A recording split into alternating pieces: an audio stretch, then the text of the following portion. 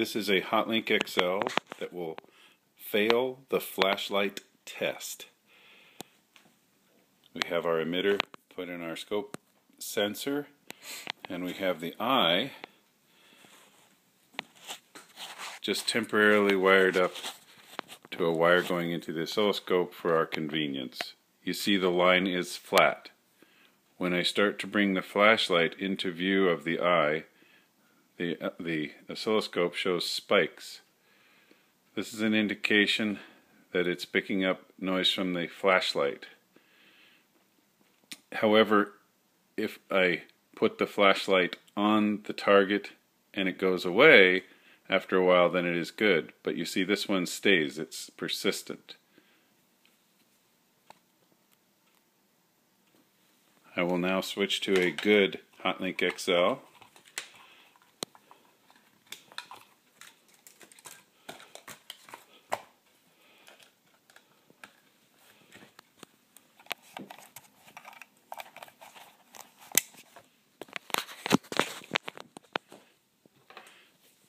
This Hotlink XL responds correctly to the flashlight.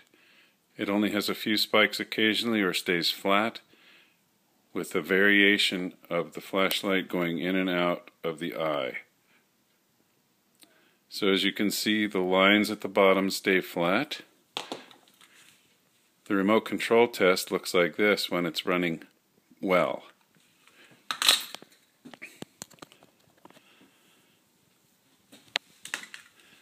The proper remote control test is to put the eye of the Hotlink into a specific test remote control with fresh batteries, and when we push the remote we get an appropriate signal and it goes flat again. So to review, test this signal with the eye all the way in the remote.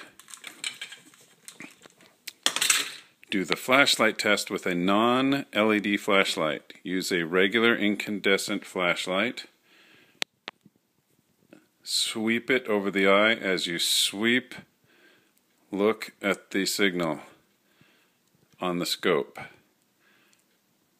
This will determine if the Hotlink is picking up inappropriate noise. See, there was a little spike there, but it didn't stay. I can get a little spike, but it doesn't stay. It doesn't persist on the oscilloscope. It always returns flat no matter what position I hold the flashlight in.